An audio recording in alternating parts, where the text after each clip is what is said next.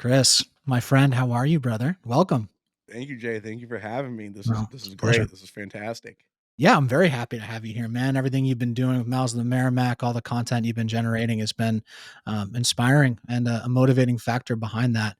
Um, but because my format's a little different, I want to start with a kind of an open-ended question for you. All right, Uh, shoot. were you a good student in school? Good enough. Good enough? Good enough. It depended. Like it's what I liked. I was always really interested in marine biology. As a matter of fact, we were talking about it today at work. I'm actually a teacher now, like other than being a charter captain. I always got good grades, but I was really into math. I was really into science. And when I was real young, I wanted to be a marine biologist.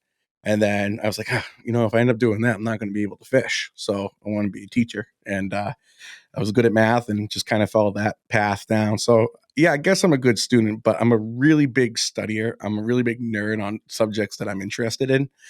So, and I can go down a wormhole when it comes to things that I'm really, really into, like fishing, for example, and the more and more I get into my charter business now, I'm going into year 12 of my charter business, and I just want to keep learning and expanding in any way that I can. And now I guess the next step of that is the Mouths of the Merrimack podcast, talking to guys like you and just learning from other people, whether they're professionals, rec anglers, guys starting out. I just love hearing different opinions. And I feel like, if you talk to somebody, like you have something to learn from them, usually you do. And I think that's just kind of been my mindset as a person, as a student, and as a teacher, kind of my whole life. Yeah. One of the things I've always noticed, because we've known each other for forever, man, since we were Yeah. kids. And one of the things that always impressed me about you is in many ways the sport is largely predicated upon there's a certain way of doing things, right? That tends to be the canon. And there's a lot of people that will do things kind of the way that it's been done. And they'll tweak things and they'll experiment on the water. But one of the things I always noticed about you was that you were so open-minded in tactics and the amount of study that you always did and put into things. I remember you had all your Fred Archer books when we were teenagers and you were Hmm. going out trying to figure out inshore makos and things like that. That open-mindedness and willing to experiment is something that I usually attribute to being really intelligent. And one of the things that I wanted to bounce off of you is that so often when you're running charters and running trips, you get very set into routine. As you're in year 12, how have you been able to maintain that love of experimentation and finding things to continually refine and hone? Well, I think it kind of comes down to this. Even though I do experiment and try a lot of new things, there's always a solid fundamentals behind it. And I feel like if I understand the fundamentals of what I'm trying to accomplish and the things that are showing me, the signs that are happening, the patterns that I'm following, it makes it a lot easier to kind of step outside your box, mid trip or mid season and give something a different shot if it's rooted into something I believe to find a fact, right? So, a lot of the things that I do as a guide, I mean, this past year, for example, year 12, um, I did a lot of types of fishing that I haven't done in 13, 14 years because those situations hadn't presented itself. And we saw like the signs of the old things we used to look for. And we came back around and with the event and new gear, new tactics I've learned through other people, things that I've done, coming back to fishing those old situations with some new techniques. It was killer, absolutely killer. But it all comes kind of rooted down to the fundamentals of why are the fish here, why are they eating, and how can I get them to bite? And then from there, you gather your notes, you gather your thoughts. I'm a nerd when it comes to fishing. That's one of those rabbit hole things I go down. Probably about 6, 7 years ago, I was fortunate enough to go fishing with the late Travis Holman based on your recommendation down in Key West. And we were tarpon fishing. And one of the techniques he was using was spot locking with the trolling motor and pitching out live mullet, utilizing the side scan on his fish finder, running up at the edge of the flats. And Jay, I couldn't even enjoy the tarpon because all I wanted to do was get that on my boat and try it up here. Right. And now for the last 6 or 7 years, it's been one of my most favorite ways to fish. And you make a big step investing in something like that. But I believed in the fundamentals that I saw, you Right. know, and from there it's just spiraled to many different ways that I can utilize that trolling motor, for example. Um, changes in gear, new lures, old lures, just different situations. I feel like in our area in the Merrimack River in northern Mass, we don't have a lot of water compared to the guys down at the Cape. We're really bounded by our 3 mile line is actually 3 miles. You know, we have some treacherous waters to go through. Um, if we want to make a 12-mile run in either direction to go for a long run, we're usually going around Cape Ann, and you know those waters very well. Yep. Though it can get really rough on any day, and sometimes that's not really in the question for a 4-hour charter, Right. especially when most of the time we have to get mackerel for bait. So I think a lot of the times when it comes to stepping outside the box and trying something new, I tell people this all the time. Usually it's because, what I've been doing is slowing down. You feel it. When you're in day 3 of that bite and day 4, you're not going to get it again on that 5th day. So you got to start thinking about where are they going? How can I get there? You get your notes, but every year is different. Every day is different, some sort of pattern. And I think it's just compiling and getting the best information you can. I have a small group of guides that I talk to that I trust. Um, Getting smaller by the day, especially now with social media and everything. I'm doing everything I can, trying to stay away from the pack, which is tough doing my blog and podcast. But I think it just also keeps me hungry to try to do the new things and make it Yeah, you're fun. up. Yeah, it's super fun. And you're at that upper level now too. There's as you've been in the game for so long now, you're not a new guide. You're not someone that has to earn his way in. And I think as you have more and more years and seniority, for lack of a better term, accrued, the tighter the circle gets. And one of the things that I wanted to ask you though is you said some of the old stuff you're seeing again. Now this is some nostalgia, man. I've been out of the game for a minute. What's some of the old stuff that you were seeing? Man, I think for us this year, the biggest thing was the stripers and catchable numbers in the deep water, Yeah. in 100 and 120 feet. Um, that was something before I charted was like your big fish go to. That's what all the daytime commercial guys did, which were very few back then. If you wanted a big fish, you'd have to put your time in out there, whether it was trolling or chumming. Most of the time I trolled because I didn't have the time to kind of set up my slick for when I was working on the party boats. It was like after school, after work type of thing, catch it at twilight or something. So I really honed up my offshore trolling live mackerel game. And it's different than inshore fishing. There's no structure out there. Right. There's other things you got to look for. You got to look for the tide lines. You got to look for, any kind of bird activity. Lobster pot lines is a big one. That's going to show you that subtle edge or structure Right. change. And those fish are not down on 100 feet in the bottom like they are inshore. They are upper column fish. They look different. They fight different. They have big, big tails, but skinny. I call it a wrist, I guess. They have different colors. They're really bright and shiny. Those fish are more like pelagics, Yeah. I kind of equate it to, and actually it's kind of how we found out they were out there, is back when we used to troll for those little football tuna in the early aughts. We would catch a lot of striped bass, either out on Stellwagen, we were down there, out by Halibut Point, tip of Cape Ann, and right out in front of the river. Yep. And, we had those days where you couldn't get off of big bass. Yeah. Couldn't get And away that's like, from why don't I bass fish out here? them. And that was with spreader bars and stuff. And actually, I went fishing with my buddy. I'll give him a shout out, Cap Pete Murray, who's been chartering here since like 1979. And his boat was docked at where my party boats are, where I worked. And we had a day off, and we went out fishing one day. And he was like, "Oh, I want to do something I haven't done in a while. Let's go try out." And we kind of went to the areas where I'd been tuna fishing. And we were trolling mackerel, and we caught a few really, really, really big bass. He actually lost a monster. It was probably pushing 50 pounds. He had a little mini tower, and it was his turn to catch a fish, and he was up on the tower, and I could just, I'm like, Pete, get down, get down. This thing was like 20 yards, surfacing, broadside. Yeah. Oh my God, it's a monster. And the hook just popped right out, just bad angle. But Doing that big fish thing. They come up and wallow, put their mouth mm, open, couple big mhm. runs, and then they just sit on top. Yep. Yep, yep, and it was a little rough out, and he had the angle, but it was like, it was an old Seahawk cabin boat, Okay. so it wasn't, like, easy to get up and down from the tower too, Right. and it was a little bumpy out, so he just wanted to take it up from there, but that was a monstrous fish, and I was like, "Alright, let's try it with live mackerel," and it got to the point when, those guys were fishing 2, maybe 3 lines. And then I basically put autopilot on my Parker, my second boat, so I could fish a 6-line spread. And our spread ended up being almost like a south of a vineyard tuna spread, but with mackerel and weights and birds just to spread everything out.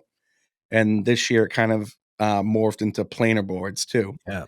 So we had times when we were utilizing planer boards, which, again, I just found from researching from guys down fishing freshwater lakes and made sense to me. So we gave him a shot, and last year was the first time we put a lot of effort into it. And that's one of those tricks that an old school technique with a new twist that really just they were great. They were great. It is interesting too because we grew up in a time where there was a large jump in the equipment, Yes. largely driven by braid, right? Hmm. So all the real technology got better. And then from Japan, you started getting the nanocarbon infusion and the resins and the technology they were using to create these smaller blanks, lighter weight materials. The gear started becoming smaller, more powerful, etc. And we were at a time where the technology was enabling a lot of experimentation and a creation of what is now the way to fish, right? But when we were coming up, there was very much, the mono way, and we kind of adapted a lot of the things from stuff the guys in the Keys were doing and borrowed a lot Hmm. of stuff from there. But now we've established this, and now we seem like we're at another kind of generational jump, right? Where you have the spot locking, the side scans. These are ubiquitous things. I remember you'd never see a trolling motor ever. Never, Now you never. see 36-foot catamarans with 70-inch shafts on their trolling motors, spot locking in 1,000 feet of water off Florida and stuff like that. And it's interesting because it seems like it's a time where there is a new opportunity for novel innovation. What have you been seeing in terms of the more recent innovations that have been becoming more ubiquitous that previously weren't even necessarily the canon of what the done thing is? Well, I think going back to what you said, first of all, for me, the biggest technology ever to hit the fishing world since I've been fishing, and probably anybody who's been braid. Braided Yeah. lines just absolutely changed the game. You scale down all your tackle. You can scale down your reels, which actually kind of forced all the reel manufacturers to make better reels in smaller sizes. And then the electronics are come a long way too. I mean, the side scan technology is actually unbelievable. Um, the live scan stuff, I haven't really played around with it yet. I don't know. I don't know. We'll see how it is. The freshwater guys seem to love it. Yep. I I'm so comfortable in my fish finder right now. This is where I might play the old dog trick. You know what I Yeah. mean? Yep. Where I'm pretty comfortable with it. I think the biggest thing now coming out is two things. Now that we're finally starting to get more competition in the Japanese type of style rod blank market, Yeah. I think people, for me personally, I've been really utilizing the slow pitch gear in terms of live bait fishing. We're fishing circle hooks for stripers, so we don't need that strong hook set. The braid gives you no stretch. And with those slow pitch jigging rods, with that slow action and the amount of power that they have for how thin that rod is, it's just really, really unbelievable. I'm actually going to be building a set over the next couple weeks here. On either a Batson or a mud hole blank. I haven't decided yet. But the entire rod, I think the blank weighs 2.9 ounces. Yeah. Feather. Um, and then I'm also playing around with I got a Tranks, and so far just playing around in my house, like I don't know, I might get a few more because that's a little badass reel. But we'll see how it goes. Hook technology has been really good. Finally seeing a lot of new companies come out, or maybe companies from overseas. Um, I got some Nomad lures last year, and they run BKK hooks, Yep. and the sharpness and the strength of those, I really liked them. They're really salt resistant. I got to try out some of their circle hooks this year, and see how they hold up. Um, I was using mustads, which they have a great gap size, Hmm. and they're plenty strong, but they were pretty dull. Like I feel like we would miss quite a few hits, especially we're fishing in rocks. We're using live mackerel, so I'm looking for an overall sharper hook. So I think I'm going to give those BKKs a shot. Um, and they're great also too. I swapped out a lot of my lures with them. With a single with a treble in the middle and a single in the back seems to be kind of the best rigging way I've seen. But other Interesting. than that, we're just always keeping our eyes open, just trying to scale down our tackle, and get as light and as fun as it can be. And then, the thing I'm also doing too is I'm doing a better job, even on my charters, which is tough when I got to make 4 sets of everything. But different rods for different style lures I want to fish. You know, um, yeah. I mean, other than that, no, probably the gear, shoes, clothing. That's also been a huge jump. No more wearing like orange bibs every day. You definitely could scale that down and lighten up. Yeah. So that's been nice. I'm wearing the full rubber Michelin man suit every single day. Oh man, done with those days. Things that breathe are nice to have in August. Yeah, absolutely. Absolutely. And yeah, just for me, anything I can kind of keep clean. We're fishing with lots of mackerel and bait and chunks and stuff a lot of the time.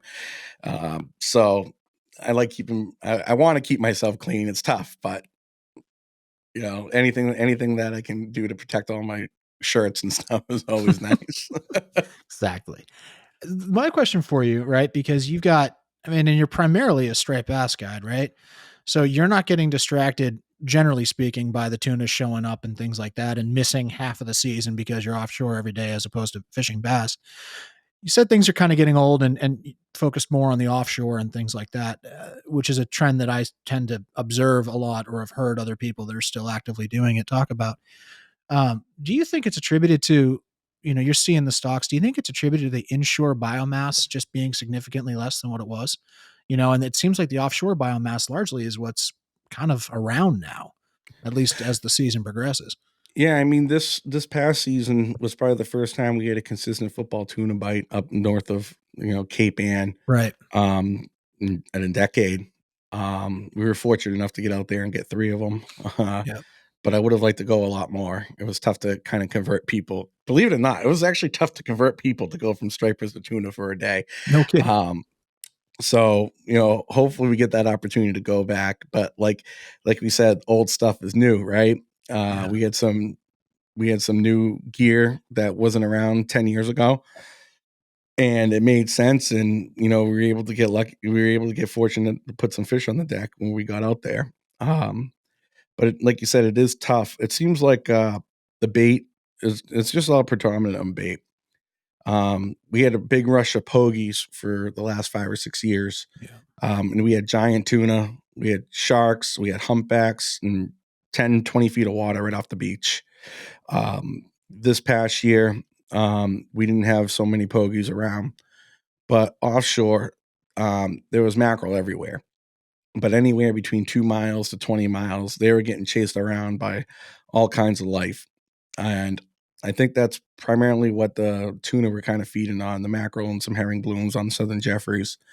Um, so with the bait being offshore, the tuna seemed to be hanging out a little bit more outside consistently, like if you wanted to go and hook up.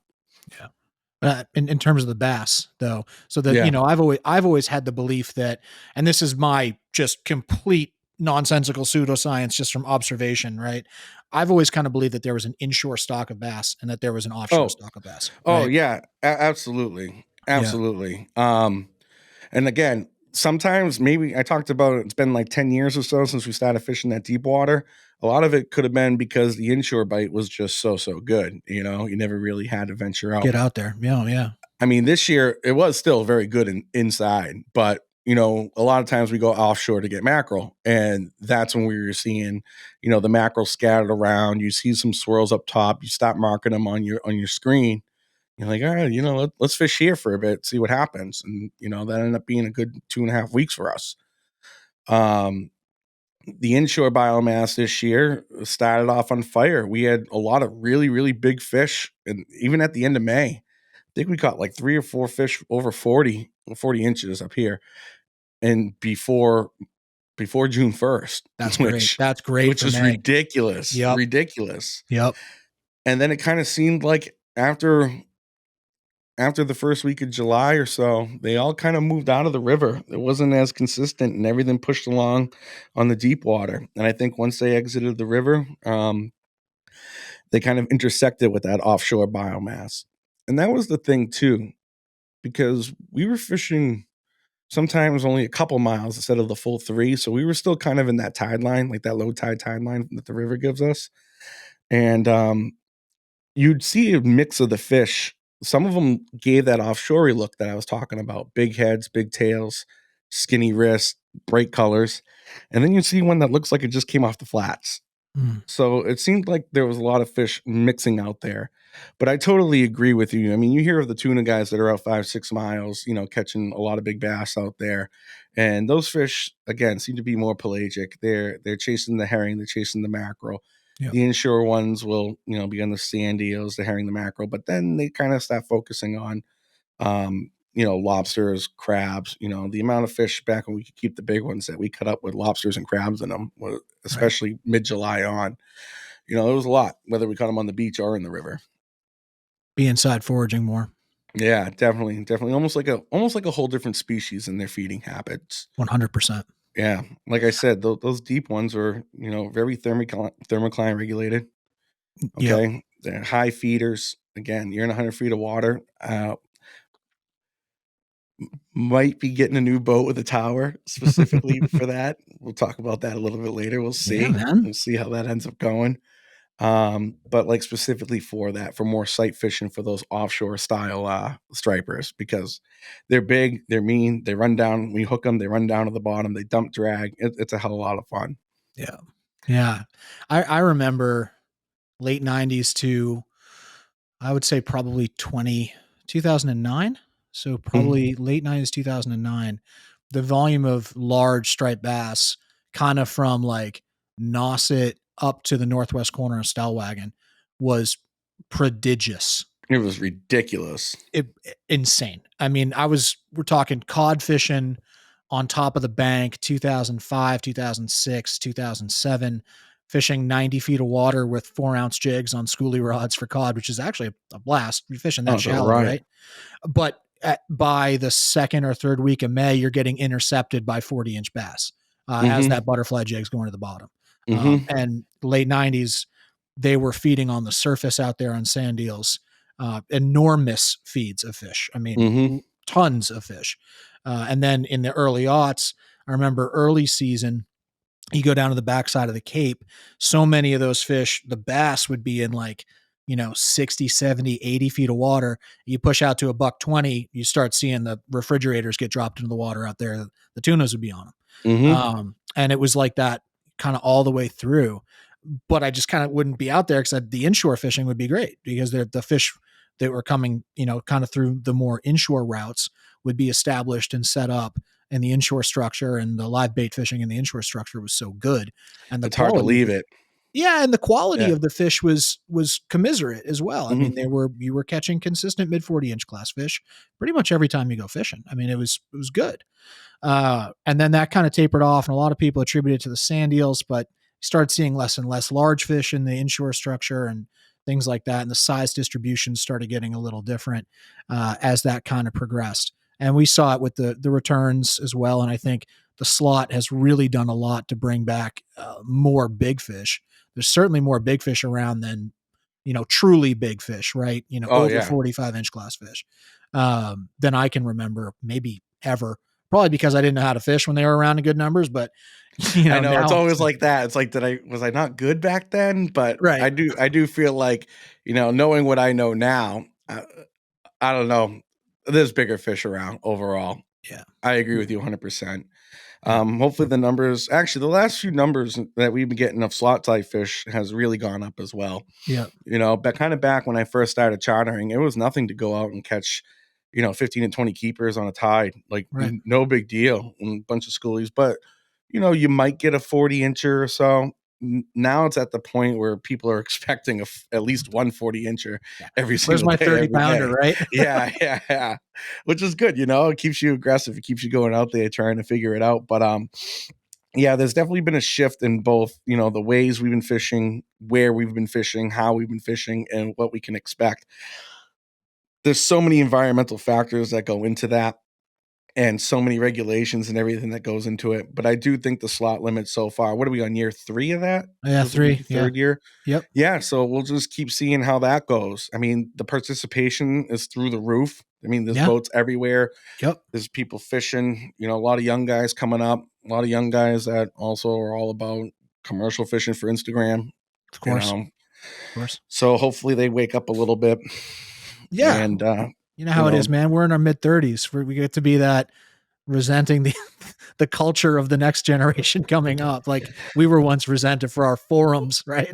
no, I know, right? Well, no, it's good that they're out there and they're excitable and they want to do it. You know, so I appreciate that. It seems like around my area, a lot of the young guys that are getting into it are just too much about trying to make some money on it. It's like, dude, go have fun first and learn it before you do Yeah. anything. Yeah, and that's so tough, especially the monetization. It's, being good at fishing is one thing, and I think Hmm. that anyone that's really into it, who has the bug and puts their time in, can become good at fishing. And if your goal is to acquire skill and you want to learn how to fish, there are a lot of people who will go out of their way to help you get really good. Hmm. Where it gets challenging is when you begin to try to monetize it, because then it's like, you know, first of all, are you talking too much? Right? Hmm. That's a big thing. And are you being disrespectful? And believe me, I know better than most about learning how to be respectful. Thank God for martial arts for teaching me how to be respectful, right? Um, but and so I see a lot of that happening. And that kind of leads me into another thing that I wanted to talk to you about is that you, in terms of your career as a guide, you have been the most successful of our generation that I personally know from our area. And it's really been a wonderful thing for me to watch. I don't know about that, but thank you. I Well, in, appreciate in it. my opinion, and I mean, dude, I'm kind of tearing up, to be honest with you. I'm so proud of you, so happy for you. It's been so wonderful to see someone that I knew had it in them do it, and do it the right way. But what I found really interesting about what you did is we got in a time where if you looked at like the baby boomers, they were kind of at the end of their kind of run, right? Hmm. And the Gen X guys that we came up under, like they are now, they're in their 50s now, and they're, that's an old man for a guide, right? Hmm. It's a young man's game. And there were a few Gen Xers around, but there weren't a ton of them, and a lot of it was still predicated on the club thing. And there were maybe like 6 millennials. It was like you, me, Fallon, and maybe another kid somewhere else, right? There weren't a lot of us. Yeah. And you came in and you got into the Charter Boat Captains Association. You started booking trips like crazy, man. You came up really quick. What were some of the tenets that you followed to do such a good job building a business and to become established as quickly as you did? I mean, because you were legit full book 4 or 5 years in, man, and that's no joke. That is no joke to do that fast. Well, I think it's a culmination of a lot of things, Jay. First of all, I always grew up fishing. I was fortunate enough that my father and my mother, believe it or not, Yeah, were really big fishing people. And, it started off freshwater, going down every single weekend to the ponds. And then we had a neighbor move in next to me, Matt Abel, who was a young guy at the time. He was probably like 30 when I was like 8 or 9, yeah, and he took us out striper fishing in the mouth of the river. And I'll never forget it, man. It was a day. It was a day. We probably caught 10 fish, maybe, but it was the best thing in the world. And I greatest thing just ever. remember Yep. sitting in the back seat, my dad driving in silence. My mom's talking to him about something, and he just looks over at her. He goes, "Mary, we're getting the boat." And then we had like a boat, like, I swear to God, like a week later. That's probably the best phrase you ever heard in your life, huh? When you heard it. Oh, hell yeah. I mean, especially so funny story, just to kind of give you a background on, we talked about earlier the obsession of learning and studying when it comes Yeah, to something yeah, I like. yeah. my mother loves telling the story. When I was in first grade, her first ever parent teacher conference, the teacher says, Chris is a great kid, blah blah blah blah blah, but I'm a little concerned. He's a great reader. He loves to read, but all he reads is books about fishing. Yep. Honest to God. We still got the books at my parents' house. There's a Yup. largemouth bass book. There's the saltwater tackle box. Oh my Mm, God, I had pictures of mahis and marlin and bonefish. That was it. I needed to catch a bonefish. I still haven't done it though, so we got to figure that out. buddy. So, Bahamas is close by. yeah. Then from there, we did the boat thing. Played sports, baseball and football, and fished every day I could during the summer. When I got to college, I started working on the party boats down in Plum Island, captain's Yep. fishing parties. And I did that for about 5 years working as a mate. And, it makes or breaks you. Every year we probably had 5 or 6 people, wouldn't last more than 2 or 3 days. And then there'd be one kid that stuck. And fortunately, when I started, there was 4 or 5 kids my age that either had been doing it for a year or two or just started, and we became great friends. And that was the best job I ever had. I learned so much about boating, learned so much about fishing areas. You learn to deal with people, which people don't realize as a charter guide. It's your business. Yep. You're focused on repeat business, so you got to be able to accommodate everyone that comes on board, from little kids to older people to people from different cultural backgrounds, from people with different fishing experiences. So I think that, part of being a teacher too kind of throws that patience and teaching aspect into it. It's just part of my personality. And then, like I said, Pete Murray was on that dock. He was a charter captain, and he was kind of instrumental to showing me the ropes. And, I would mate from him on days I didn't work on the party boat and do a little fishing on my own. And I think just kind of building a network of guys that had been doing it for a while at that point. By the time I got my license, I was 20, 23. Yep. Yeah, 23. And the next closest guy in age was Matty Abel, the guy who took me out that day when No I was like kidding. 8. Yeah. So there was a huge gap when I first got my license. And, Right. um, that first summer was, I wasn't expecting much. I think I did like 23 trips or so. That's a And lot. half of those were because my buddy's boat broke down. Yep. And he ended up throwing me some trips. But you just got to keep grinding. I basically would only work a couple days a week on the party boats, and I'd fish on my own. I'd fish on my own to stay on the bite, so that way when I did get a customer, I could do the best that I could. I was in Yeah. it. And that's Yep. the biggest thing. There's so very few of us that go out. There's so few very guys that will go out there every day, regardless if they get a trip or not. Got to fish on your day off. Yeah. You know, 100%. and that's why I like someone like Fallon. I have Fallon I runs trips with me because I know even when he's not on a charter, he's fishing and he's in the bite. Yeah. Staying on top of them. And I think it's just showing respect to the older people, paying homage to them, feeding them some info when you're lucky enough for them to give you some, and then just feeling confidence. It's that confidence of being out there every day and knowing, all right, I can do this. I can do this. Um, your confidence teaching and dealing with people, your boat handling. There's a lot that goes into it. And I think I just kind of take that view as anytime someone's on that boat, I want to make it their best day. Right. Do it in the morning, do it in the afternoon. And as long as I'm giving out everybody, if I give out 10 to 12 best days a week, my business's stuff is going to be fine. Yeah. People can talk all they want about the social media and all that. Like, it's very helpful. Don't get me wrong. And, now we're trying to go through another avenue, other than chartering, just to kind of make this more of a year round thing for me. Yeah. You're a professional, Chris. Yeah. You know what I And, mean? but like I said, I think it's just treating people with respect, knowing your quarry, like actually understanding, knowing how to fish. Yeah. Talked about the pogies, earlier, and I just like that was the stupidest, easiest fishing in the world. And then all of a sudden, there was like 40 charter boats that just popped up out of that, and then the pogies go away, and it's like, all right, not so easy anymore, right? It's not that visual look where you can just see, snag something, and grab it.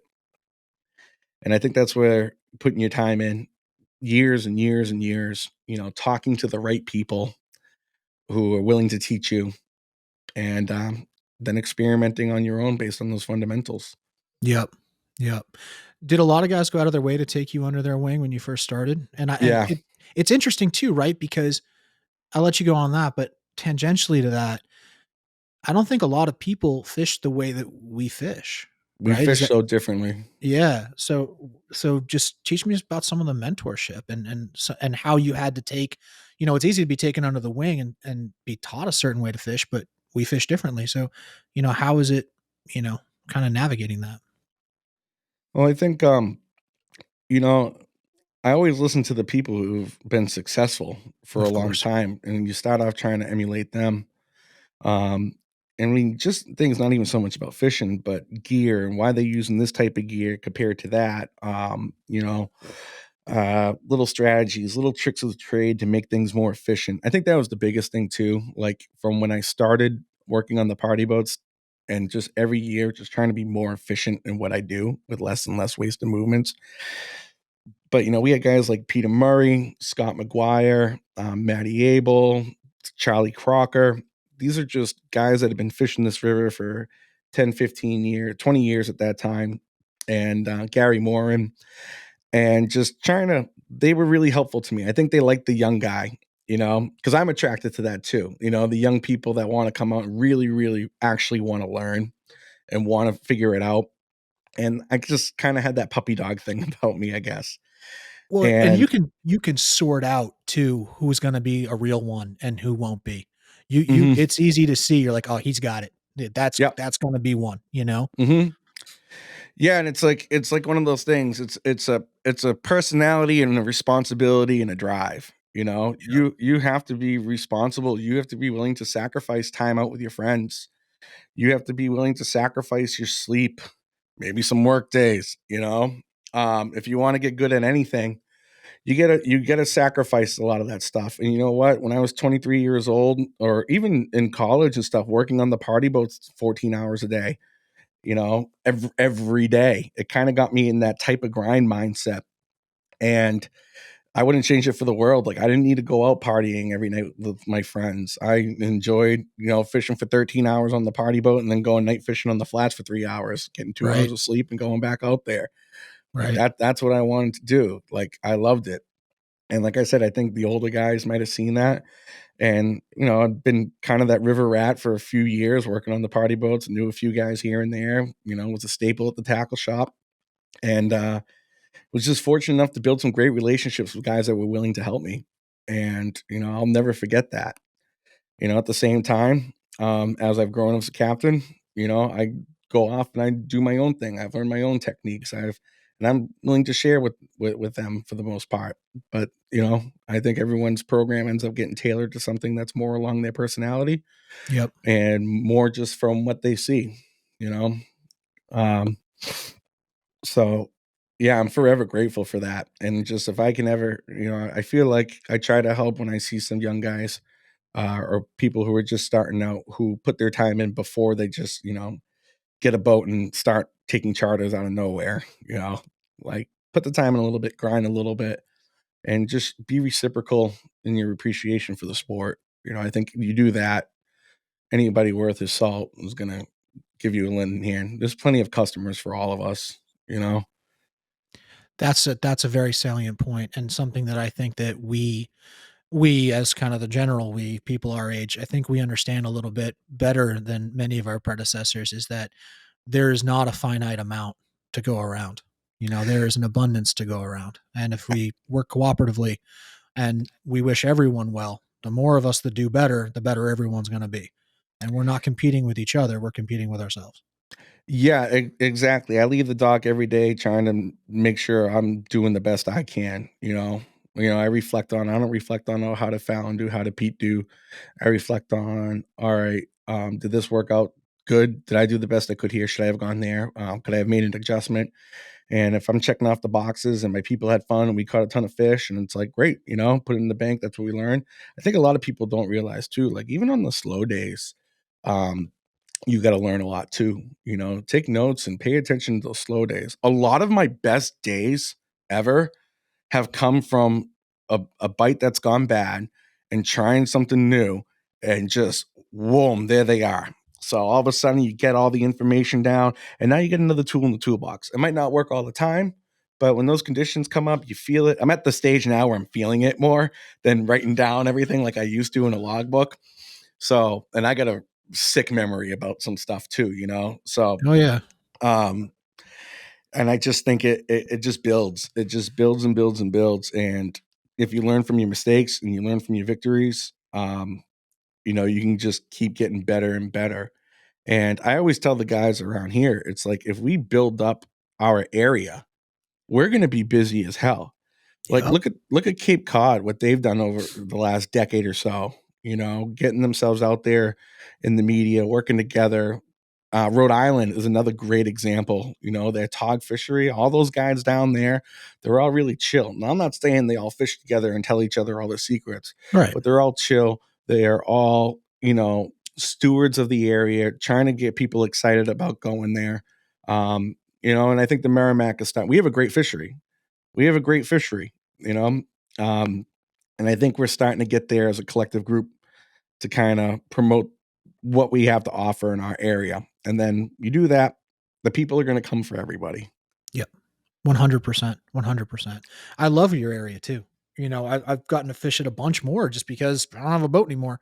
So getting to fish with you, I mean, I fished with you and Fallon. That's who I fish with now, you know, other than me fishing from shore by myself in some obscure rock pile that I've trespassed my way into that I used to guide at, but now I got to get in there somehow at 1 o'clock in the morning. Um, but yeah, it's amazing your species diversity that you have, your situational diversity that you have, We have a great situational diversity. You know, and what's go ahead. I'm sorry. we can pretty much break our whole season down into a bunch of 2-3 week seasons, you know, which is great. There's something for everybody. I got guys that come out with me 7 times, 8 times a year, and even just to fish stripers, they want to do the light tackle schoolie thing. Then they want to do like the keeper to bigger fish, early morning June herring run fish. Then they want to do the end of June live mackerel in the river, drifting the mouth. Then they want to do the beachfront, chumming or trolling, you know. Then they want to come back for the fall run and do some jigging and light tackle again to wrap it up. So they want to do the flats in certain times of year, certain moons and things like that. Um, so there's a little something for everybody, you know. At least for me, being a guy, it keeps me on my feet too. You know, it makes you recognize when to do which situation and how you're going to fish it most effectively. And yeah, those little 2-3 week season changes kind of keep me sane. I couldn't go out there and do the same thing every single day, you know, which I don't know how it's like in most places, but we definitely do have that fish movement and that behavior movement. And every year it changes a little bit, but it's going to change and you're going to have to figure it out. And it's part of the puzzle. So, It keeps it fresh, like you said too, because you get excited. And by the yeah. time you Oh, get into a new situation, you know, your tactics are changing, you're figuring it out, and then you're kind of in the middle of the bite and you're crushing it. And then the bite starts waning a little bit, and you're like, shit, they're getting ready to shift. The moon's coming up, they're gonna move. And you mm-hmm. start figuring out your tactics while you're running on one bite. You might be fishing one bite for a week, but that week you're already thinking in your head, where's my next Already. move when this dries up, right? I'll be driving home and just trying to figure it out. You know, I'll be coming back in and I'll be thinking about my afternoon trip. You know, how is this going to relate with this wind shift coming up or this tide change? All right, where are these fish that I was hammering a minute ago? Where are they going to be in 2 hours? Where's that pod? You know, is there going to be another pod somewhere else? You know, it's part of that's it for me. It's the hunt of it. You know, I don't need to reel in another fish again. I love watching people reel them in, but I like the hunt. I love that new technique or that, you know, that time you just take a shot. It makes sense to you. You're not really sure. You go out on a whim and you go and it works out. That's just the best. That's just the best. We happened this year. It was like we kind of like had a real true big fish lull for a little bit, you know, plenty of slot fish and keepers and schoolies, like great numbers, you know. And I had a group one time that I was just like, "Hey, you want to go for a ride? I'm going to go someplace where I think they are, but it makes sense. I haven't fished in 10 years, but it's been kind of the pattern that I remember, you know."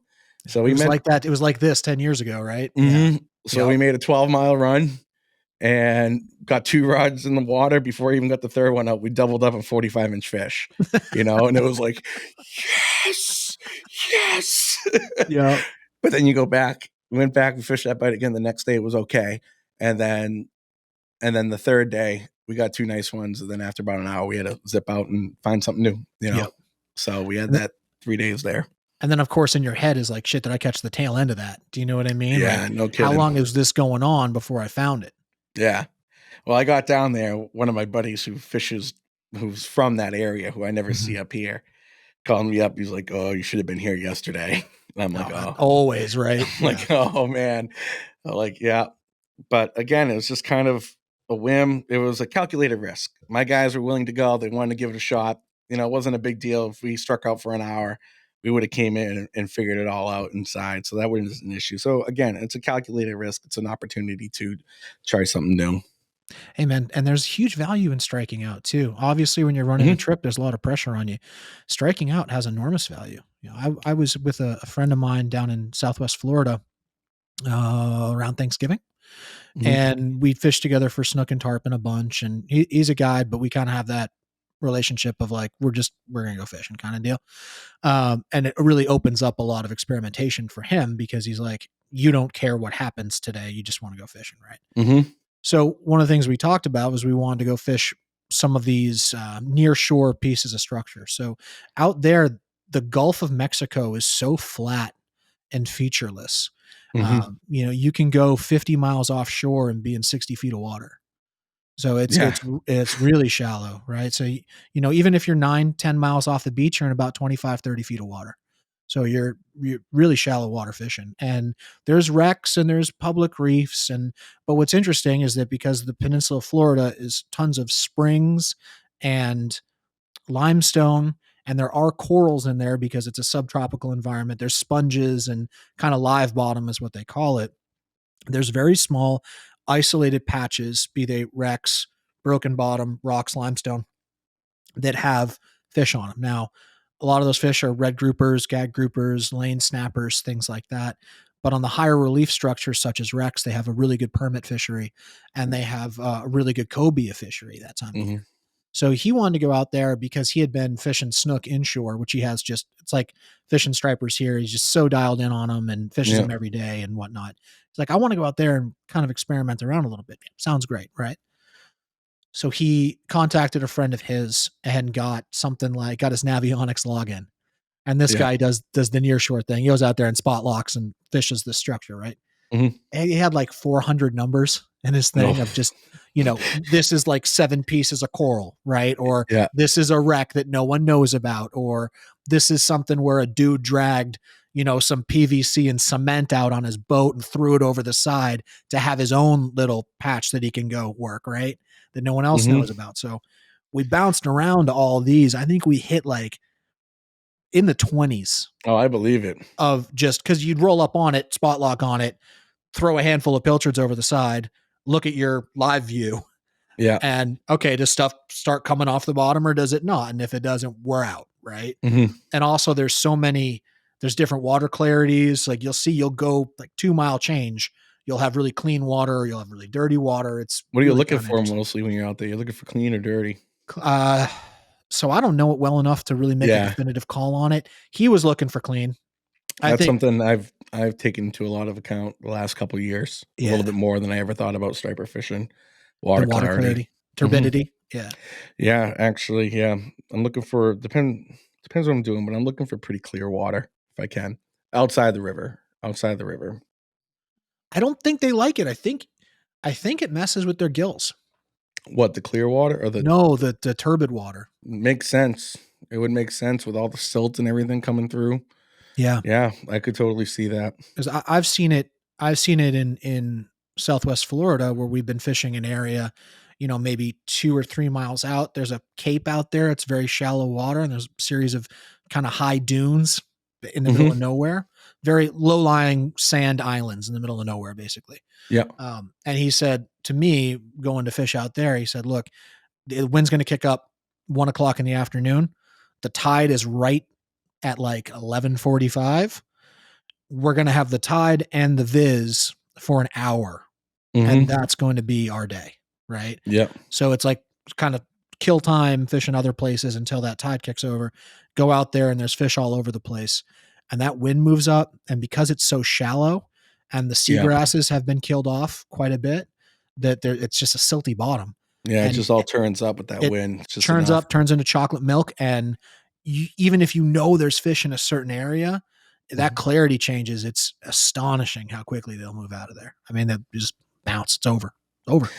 I want to expand on that. We talked about where you had the tide and that wind shift coming up and you have your hour window. I don't think a lot Yeah. of people really realize that a lot of the time that's what it is. It's your 2 hour, hour and a half, 2 hour window of really when you're gonna hammer your fish, like for the most time. So like going into a trip, I leave depending on I don't always leave at the same time every day, so we leave kind of depending on what we think our best window when these fish are gonna bite. And the thing is, you spend your time to at least get to the where you want to be when you know they're going to be there, and be efficient. Lines, lines, lines in the water. And just get lines in. Be efficient with it. Be everything's ready to go. And the amount of times that we've just caught more fish than we should have, it was because we had rods all rigged up, bait ready to go, things in the right spot, people who have the plan to know what to do. And in that hour and a half, you make your trip, and then maybe the next hour you'll still catch fish, but maybe that's your time to go play around and try something else. Or in the river, a lot of times you can kind of slide with the fish. On the ocean it's a little bit different. In the ocean it's a little more off and on sometimes. But yeah, but I think that's another part about being a guide, is just really understanding the fish behavior of when they're going to chew, and to maximize your time in that window is huge. Is Yeah. huge. And one of the things that we're trying to accomplish with this Fishmind X project that we're engaging in, and grateful to have you as an instructor in that, you're going to contribute an amazing amount of knowledge to that. One of the things that we want to try to compile here is, for lack of a better term, a library of Alexandria. We Yeah. want this to be a collection of knowledge where people who want to get really good can go get detailed, high level instruction from vetted experts, and not just some, I don't mean to be disrespectful, but some kid on YouTube who, learned some stuff. And man, you talk about that stuff of what differentiates someone with good technical competency from a true advanced level is that knowledge of those windows, those Hmm. small finite opportunities. The differentiator between the guys that do well and the guys that do really well is that the guys who do really well are fishing windows for the Hmm. most part. They know that they've got, 45 minutes to 3 hour, 2 hours to go in there and crush them, and then it's going to be over with. How were you able to find out how to do that? What was the discovery process in learning about the windows? Well, I just think A, it was time on the water, Yeah. and B, our title systems, we get tides that drop on average probably 7.5 feet a tide. So you could tell, you know, how those fish are gonna act in there when you have that much change. There's not a lot of guesswork once you pattern it out. Again, Yep. I was working on party boats where we were fishing in that river every day for, 200 days straight. Fishing on my own boat. Actually, I took a year off from the party boats, and before I started my charters, I made myself fish every day on my boat, to make sure my first boat, to make sure I knew everything about it, to make sure when I got all the gear, I had the right gear, to make sure I could handle that grind, to make sure I could do the maintenance. So I just took a couple of buddies out every day, and it was awesome. I was broke. I don't know what I was doing. It was my first year teaching. I was still living with mom and dad. Yep. I told my dad it was my favorite vacation. I'm like, hey, you want to go to Maine tomorrow? For what? I think I'm going to buy a boat. You got to get the hell out of this house. I show him the picture, and he goes, actually, that's pretty sweet. So, um, yeah, so I spent that first summer with my own boat and really got intimate, made sure I could do it before I start charging people. And then I think that was a huge part in my growth in my business too, just to make sure um, I could emulate the guys that were doing it every day on Yeah. their own, Yeah. without the security blanket of a party boat. Yep. But yeah, I think it's just time on the water, adapting to what you see, and then common sense, I would say. But you have to really be into it. You have to kind of be worth studying. I read scholarly articles on migration patterns of state bass. Like, Yep. I don't know. Yeah, it's been helpful. I read articles. I listen. I talk to my buddies and see what they're experiencing and try to take a little something out of the conversation. I'm just always in that learning type of mode, and then like I said, it develops a base for things that make sense. And when we start doing the master class there, I'll be able to talk about it a little bit more in like a lot more detail, Go into when your we have more detail. time.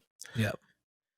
I just think developing your fundamentals and your efficiency and responding to the stimuli is probably my overall arching theme.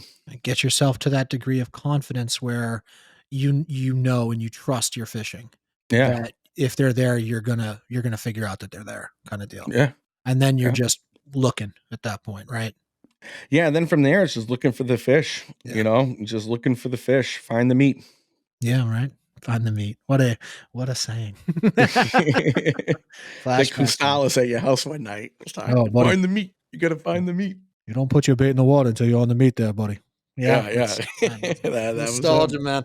That guy taught me a lot, actually. Believe it or not, for all of his wisdom, that was almost this kind of like Joey Diaz character, right? That Yeah, yeah. No kidding, right? it always spoke in kind of riddles, and the man taught me an enormous amount about fishing. He was very good to me. Um, as we talk about, coming up and leveraging our technology, and how we, speaking of the old school guys, man, I've had a lot of conversations recently with people that are very, they're professionals in the Mhm. sport in some form or another, be they, anyone from a full-time guide to an industry dude, or someone who's just a recreational fisherman that's like ridiculously good, We got some really good wreck fishermen up by us. with scary good wreck Yeah, fishermen out there. And yeah. and you think about it too, they have the ability to make a lot more mistakes than a guide, right? Absolutely. Because there's no We don't we punishment for don't we failure. don't got that ability. No And punishment for that's failure. I'd say that's probably the toughest thing about guiding Yeah. is that, sometimes you get into that trap.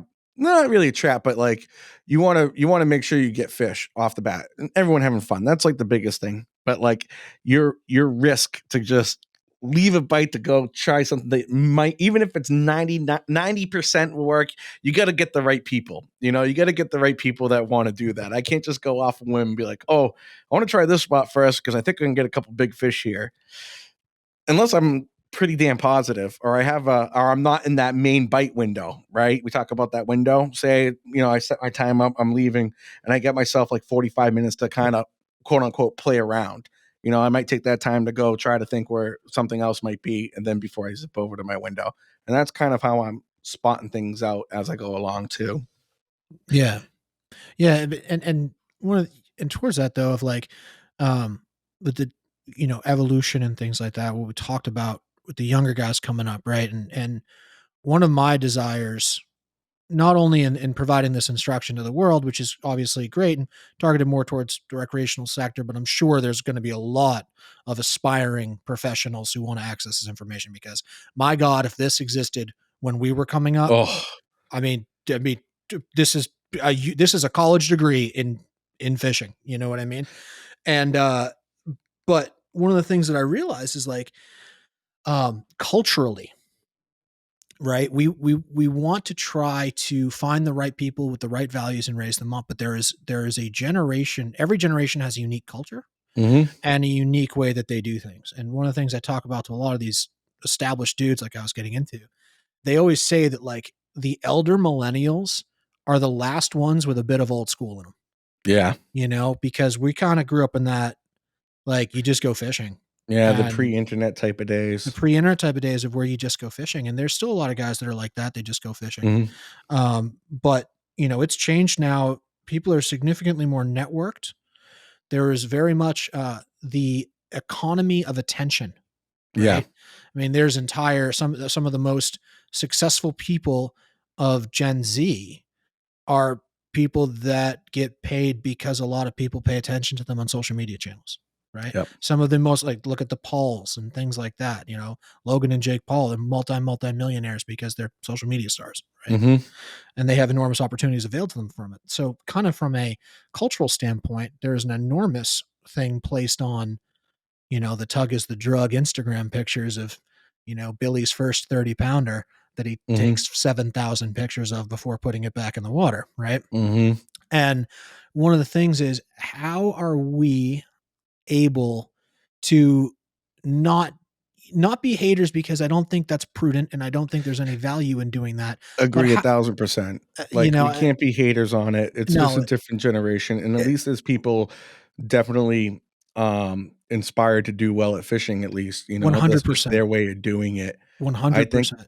I think it I think it's gonna come from lead by example. Yep. I know I know with the Mouse of the Merrimack thing that we started last year with our private forums and our videos and podcasts, it's one of the main things that people, and again, we're kind of reaching out to more people in the recreational world, people who are just starting. And one of the things that I've heard as feedback is, I'm learning so much at a different level from beginner to end in a nice comprehensive way that you can't find on the YouTube stuff. Yeah. I'm not getting products shoved down my throat, which is something when I started it, which is why it's $7 a month, because we don't want to have paid sponsors. We want to have, if we do have any kind of sponsors, it's going to be something that we've used and we've actually reached out to them that we 100%. really are impressed with. Yep. We Yep. don't want to sell bullshit. I think the more people see that, and the thing is, where I was getting at is, in our stories and the way we talk about our techniques and we developed them, appreciation of the sport is Yeah. a big thing that keeps coming up. And if we can just get people to appreciate the people before them, the fish themselves, the environment, and and the feeling of just like, I set out a goal, I was able to do this. Sometimes it's better than throwing up a picture of 10 dead fish in a bucket, Yeah. you know. Yeah. The joy is And learning, right? yeah, and I just kind of think thinks too, like it's who you grew up with, how were you fishing before that? But as guys now like us that are doing these types of things, I think it's our responsibility to at least make the path. And if we make the path, hopefully we can get people to follow and try to do things the right way. Appreciate the sport, not grow yourselves. Yeah. That's a beautiful way of putting it. And I Yeah. think too, what I really appreciate and value, and I do. I think the cultural contributions that people like yourself are making are wonderful, because when there were no podcasts from professionals when we were coming up talking about how they just enjoy going fishing and saying it from a very approachable manner of not like, hey, I've been doing this for X amount of years and you're not qualified to speak to me yet. Get away from me, kid, kind Mhm. of deal. But just a very approach. Hey, I'm a human being, man. Come hang out with me. I'm a normal dude. And but one of the things that I really like and I think is very moralizing and encouraging is that we came up with Saltwater Sundays that we had Oh, on I knew we ESPN, were gonna right? talk about this. Oh, yes, here we go. I mean, you want to The talk about best the greatest fishing content that was ever ever. made, the most influential. I mean, I can sing you the horn open of Walker's K Chronicles on demand, brother. But we grew up with this intense, passionate, beautiful expression of love for the water.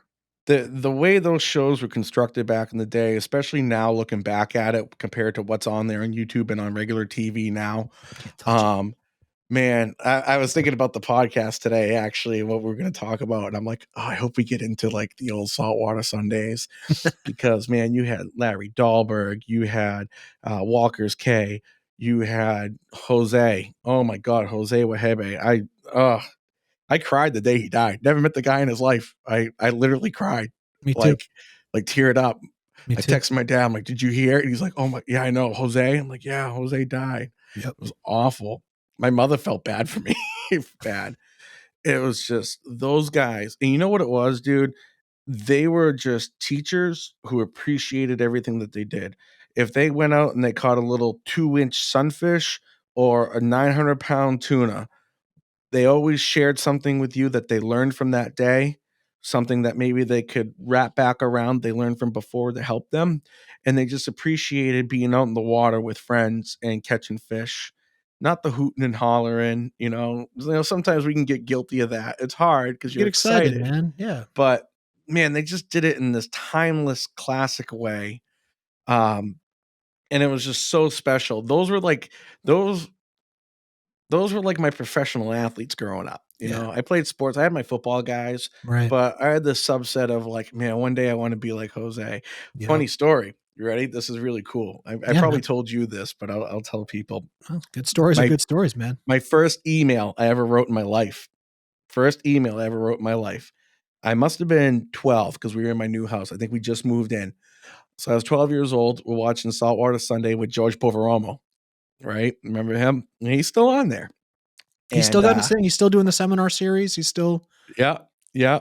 So my dad goes, "Oh, he's Greek." I'm Greek, Valaskatgis, you know. So I'm like, "All right, I like this guy." And it said, "Oh, if you have a question, reach out, email us, George Poveramo, World of Saltwater Fishing at AOL.com."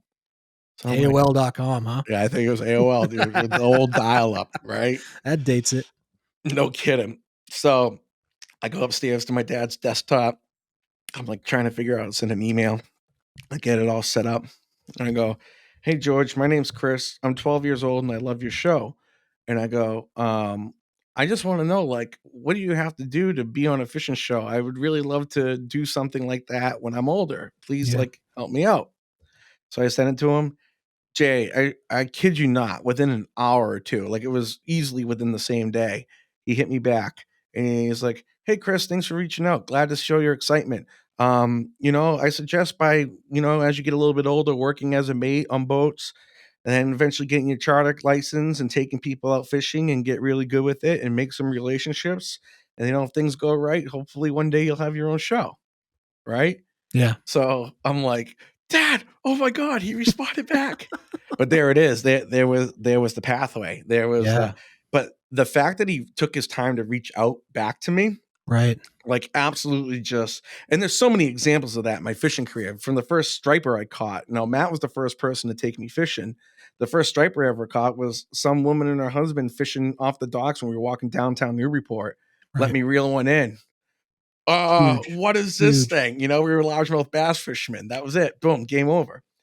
But George Poveramo now. So flash forward. Now I'm in my third or fourth year chartering. I get a call on my cell phone one night in the middle of winter. I answer it. "Hey, is Chris there?" "Yeah." "Hey, this is George Poveramo." Who is Yeah. this? Quit trolling me, right? Yeah. Right? Yeah. I'm like, who? I'm like, "George Poveramo." "All right. From where? What do you do?" "World of Saltwater Sportsman." I'm like, "Dad, who's joking around with me right now?" Right? Yeah. And he goes, "No, no, we're doing a seminar series in Connecticut, and we were looking for somebody up around your way." And again, I think this was more because a lot of the older guys that didn't want to do it, and I was in that captain's association. I think at that point I was a secretary. I got duped into that, so it ended up working out. So George Porvaramo called me. I got to do the National Saltwater Seminar Series, man. And when I got there, I mean, there was like Louis DeFusco was there. Uh, Jack. Jack was not at that one. Who else? I didn't get to talk to Louis much because he was doing the offshore stuff. Yeah. But Alberto Nee was Tim, doing it. yeah, he wasn't there in that one. Tim Eigenreiter in Okay. Boston, great Yep. guy. Yep. Corey down in Rhode Island, just Yep. dudes that I like knew and saw, and just hanging out in the green room with them. And we all have tackle boxes, and we're talking about lures, Talking and shop. Yeah. it was like we've been best friends forever, And it was that Yep. kind of community. I still talk to Tim quite often. And so then I see George and talking to him, and I finally like, "Hey George," and I told him the story, and he cracked up. He was like, "You kidding?" I'm like, "I swear to God, I swear to God." My dad came down to watch the show. He got to meet George. George gave him a T-shirt. He was the happy. My father loves George Porvaramo show, so he was like, "This is unbelievable." But that was just one of the most surreal moments, man. Yeah. Like it was so cool how things come circling around. And like I said, I just got lucky. I didn't do anything at the time. It's just I knew the right people at the right time, I Yeah. think. And it was just really neat to meet somebody who I always really looked up to. And again, just a great guy. A Yeah. great guy for sure. It's a trip when those things begin to happen, you know? Yeah, for And sure. really it really contextualizes not only how beautiful that is of George to write back to you, because I knew a lot of people when I was not like coming up, but like in the industry, and Hmm. like kind of getting to that like mid upper level, Hmm. not when I got up towards the upper at the end there, but in Yep. the mid upper level, they get kids sending them PMs and stuff, and they never write back to these kids, and they just be like, I don't have the time, and And Yeah. that always rubbed me the wrong way when I'd see that, right? But then it really contextualizes when I met the guys at the top, they go so far out of their way to help Yep. anybody, and it's like that guy is there for a reason.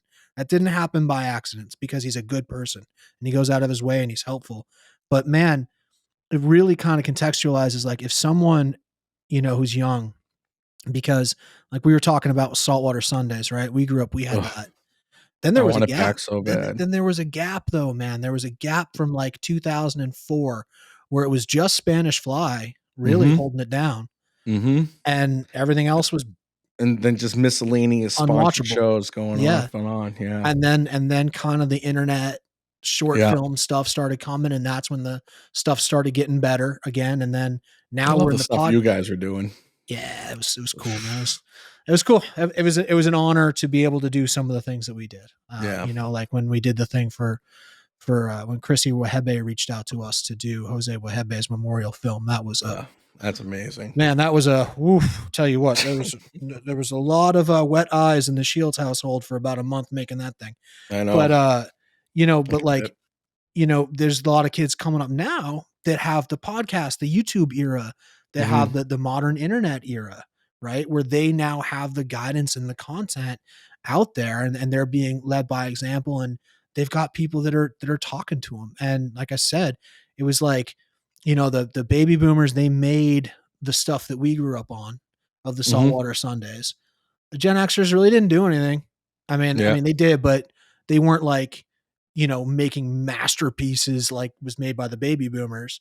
Yeah. And then, our generation's putting a lot of stuff out now. And it seems like there was a taper of people that were into fishing that kind of bottomed out with our generation. And now it seems like it's cool again. Yeah, Kids are that into younger it. There's a group. lot of people coming up, you Yeah, know. there definitely is, and I think that's what's been great for the sport is the fact that there are a lot of people being able to be heard and get their stuff out there for follows and stuff. And then I just hope people don't take advantage of that and they follow ones that are setting good examples, telling you the right stuff and being honest more so than anything. It'll happen by osmosis, man, just like it happened with Exactly. us. Exactly.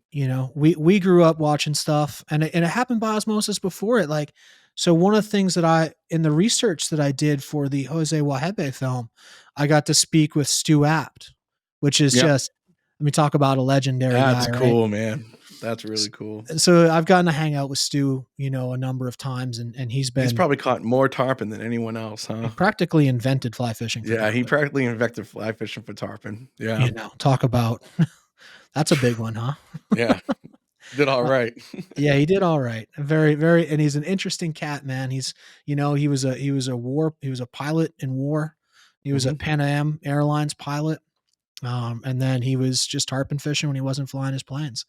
And one of the things I appreciate about this dude more than anything is one of the funny Stu things. And before I get into the heartwarming story about Stu, if you go look at all the old Stu App films, the best part about it is that every person on his bow is like Miss Citrus 1966.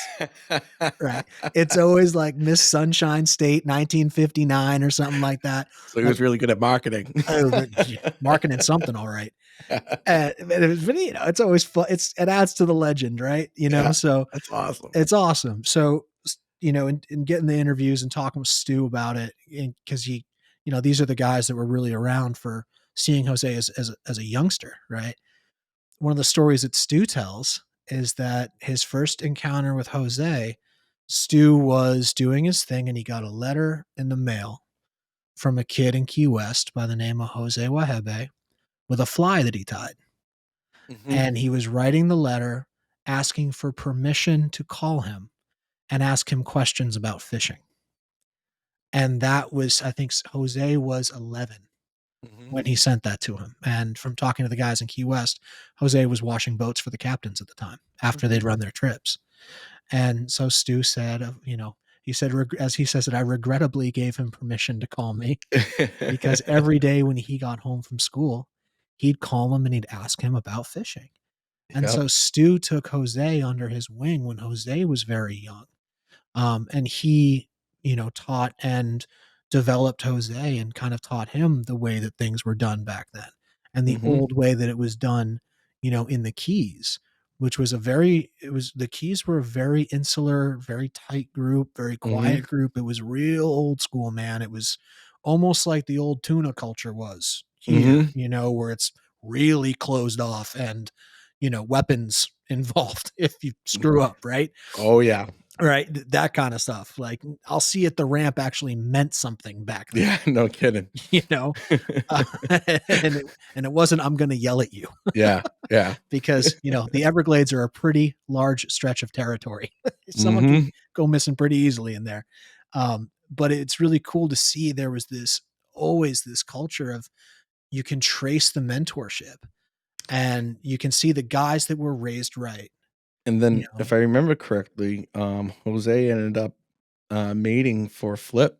He was pushing the boat and stuff, and he started running trips, alongside Flip Pallet, I believe. Am I correct in that? Yep, so Flip Yeah. was working at a bank in Miami Okay. when Jose decided he was going to be a captain. Mhm. And Jose came up with his business plan and needed a loan for his first boat. And Flip actually wrote him the loan for Jose's first Oh, that's boat. wild. So I mean, it was a small, very small community down there that really created the really formative culture that we were raised in. And you can trace the lineage back, man. It's like martial arts. You can trace it back to like two dudes, What if, just imagine, right? Imagine if Stu App never wrote him back. right? We would never have Jose, Or he would have which figured was it out such a anyway. huge influence on us. It might Yeah, have taken a different trajectory, you know? You never know. But, like, maybe that just gave Jose even more of a spark to do it, you it know? has to, right? I mean, you're communicating with your hero. That's crazy. And, Think you know, about the that's confidence too that would give you. yeah. And that's why, like, and I guess, again, it's just part of the teacher in me as well, and my personality. Like, my favorite people on the boat are kids. Yeah. Kids who are into it, that, listen and care and respectful of what they're seeing and just smiling. I love when they talk shit to each other, especially their dads. It's great. You egg 'em on uh, too, right? but like, to have dads call me and book a trip, before they even get back to the top of the ramp, they'll come right back down. Hey, he's bugging me. Can you get a spot next week? And it's just like, that's what you want to see. You want to see kids who are just kind of hungry to get after it. Um, you got to meet this kid. I don't think you've met him yet, Hugo. This kid down at the bait shop. We had No, him I on wanna meet our him. podcast. Dude, you love him, man. What a hardworking kid. Kid's in high school, working at the bait shop, doing some fishing on his own. Just got his first boat. He is just calling me every day right now for things about boats and fishing. But like, he's a good dude. He appreciates it. He works very hard. He goes to private school. He wants to go to he just applied to Coast Guard Academy today. He wants to go to Mass Maritime and do that kind of deal. Good. But in the meantime, he wants to charter fish during the summer in a couple years. And I'm hoping, by being involved with him in that kind of way, I can't wait to see a few years from now to see how he grows and goes off in that direction. I think he's going to be a good one if he keeps it up. You know It's how it just goes, man. It's the yeah. mentors are so important, and you Mm. look at the coaching trees, you know what I mean? Like, one of the things Mhm. I really dig about jujitsu and martial arts, right? Like, I can trace my study of jujitsu back to Elio Gracie, right? Mhm. I know each instructor that led to the instructor, that led to the instructor, that led to the instructor, that led to me, Yeah. right? I can go all the way back, and bro, it's like, Belichick might have been, I'm 2 degrees removed from Belichick, right? So it's Yeah, yeah. pretty good, right? Um, but it's cool because you see so much of if a person has a good mentor and a person has a good teacher and a person has a person that's willing to invest in them and work with them and develop them and Mhm. go about it the right way, the profound impact that you can have. And it's really assuming keeps his head on straight and goes about it, which if you're investing in him that way, I don't think he won't, you know. He's I gonna think be as a fine. mentee too, that's part of the responsibility that you feel is like you wanna make this person who's took their time to help 100%. you proud. You wanna show 100%. them that, you were worth it, be responsible, and Be responsible and try to put forth your effort, because if they mentored you right, that's how you should feel. That's should be inherent into what you're trying to accomplish and the game that you're trying to put out there. And I mean, like I said, I've been doing this now over a decade, and there's still things like I try to emulate. I just, again, I think about old episodes of Jose. I remember like seeing episodes where he couldn't catch a black marlin. He was like 0 for like 19 on marlin in his life, but like, he get frustrated, but he never quit. He just kept going at it and just still have fun and just would look at the leader. What did I screw up? What could be different? And just kind of that mindset of always growing and getting better. And like, we all got those days where you're like, oh, what the fuck? But, you know, calm yourself down, take a look. What went wrong? Let's fix it, Yeah. and I He's try to evaluating emulate the things like situation. that. Yeah. So, Evaluating the situation, man. You but notice, just keeping, the thing about like Jose, for example, is keeping the composure, and that's another big thing as a charter captain. Keeping your composure, making sure everyone's safe and having fun, and being able to make the right decisions, yeah, other it's than cool. yelling and screaming and throwing shit, and it's ridiculous. No one wants to pay Dude, $600 I, to do I, that. I I think so much of that stuff is forever over with. Yeah, I hope so. It seems like more of an old school thing for sure. Yeah, because no one's. It's a different time, man. The bullying doesn't really exist anymore like it used to. Yeah, The gatekeeping doesn't seem like it exists like it used to. I think that culturally, it seems like we're in a better place culturally. I yeah, mean, in some aspects, in others, yeah. whatever. But it seems like there has been a more welcoming cultural progression, for sure. Well, I think the other thing is too is you only get so many days out in the water, especially living where we live, and you just want to maximize every Yeah. one. Well, do you really want to spend it arguing with somebody or being No. upset about dumb shit? No. No, no. You want to go out there with your friends, with your buddies. You want to put on some fish. And I know for me, like I want to make sure we're having the best day. Like I said, every trip my goal is to make people have the best day. Some people, that's just catching a bunch of schoolies with their kids, having fun. Some of them, it might be that one, 40-inch fish that they just never caught and they want to go target it. So we just try to do that and adapt. Fishing for your clients and not yourself. 100%. I How mean, how that big is that? if there's one thing that as a business, as a charter captain, and again, so you got to be able to adapt. You see the ramp coming down, you see two 5-year-olds, a 6-year-old, and a mom and a dad, from I don't know, upstate New York that never been fishing before. Dude, I don't know if you're gonna be snagging and dropping pogies, or well, you can't do that anymore, or fishing for big like that. I wouldn't do that like that deep water bite because you're not getting a lot of action for the kids. But you can't drift them off; it might be too rough. So you better have a little spot where you can go and chum up and get 100 schoolies because that's going to be the balls for them. It's a You great know, time too. that's gonna be a lot of fun for them, catching a million, and then, oh my god, one's a keeper. One's a keeper. Ah, best day ever, Right. right? You go Right. drop them off, then you got 2 guys coming down that just wanna fill a cooler of keepers. That's it. Doesn't matter what you catch. I want 3 keepers, 1 for each person here. Like, "All right, let's go do that," you know? And And then the next usually we morning, you had a dude who only wants to catch 40 inches on artificials. Yep, You know, 100%. you got to fish him. Yep. Bounce back and forth. Alright, how about this, right? How about if Yeah. you're a guide, when the guy comes down and fishes all over the world, specifically wants to get him on artificials, you take him out and he can't cast, Oh, right? So as a guide, how do you handle that? Well, you gotta try to show them. Be like, "Hey, sometimes they don't like that. Sometimes they do." I I get my kind of rule is like for people who, as a guide, some people just don't want to hear it sometimes. I'll show you once, I'll correct you. Third time, it's like after that, if you're still refusing it, I don't know what to tell you. Why's your buddy catching 6-0 right now? oh Then I yeah. start ball busting, and then they start changing. Oh, But when you bruise the ego a little bit, that's always the precipitator of change, right? yeah, well, I teach, correct, then I score. No, Right. just kidding.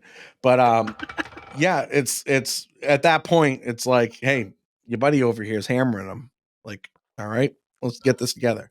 And I don't mean it in a bad way. I mean, you want to come out and catch fish. You're here to learn. But that's always kind of the tough one, is judging the people who probably have fishing experience, but not maybe striper experience or Correct. saltwater on a boat experience. Like, some things don't translate so well. Largemouth bass guys trying to fish live bait with circle hooks, learning curve, learning Swinging curve. for the fences on every bite. Yeah, of Yeah, just a learning curve. And they laugh about it. They laugh about it course. half the time, 'Cause they're but experienced usually, but and they get it because they try to learn and they understand it's a different fishery, different technique. So, but if you're a young charter guy coming up who's just been Instagram fishing and gets a boat out of nowhere, how do you handle that? Can you teach them? Are you good enough to teach them this technique? You know, that explain was it in a way that they can understand that and was huge. recognize it, you know? That was huge for me when I first started because I had recreational fished for so long, and everything that I was doing was advanced fisherman stuff. Mhm. All my techniques were advanced guy stuff. Mhm. And then it was like, "Oh, man, wait, you mean this guy can't throw a metal, 200 feet and land it in a cup? Mhm. Uh-oh. Yeah. Yeah. Yeah, what am I gonna do now?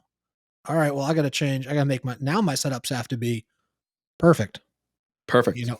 perfect. Like, I'm there when they get there, not I'm running towards them when they're doing this and things like that. Mhm. And then you Oh, get yeah, you definitely develop that, like, sense of space of where you need to be, and that just comes with time. It's habitual, You're like, remember the movie Mr. Deeds? The yeah, butler that keeps popping up? That's me on my boat, dude, like, underestimate the sneakiness. Yeah. you got nice feet.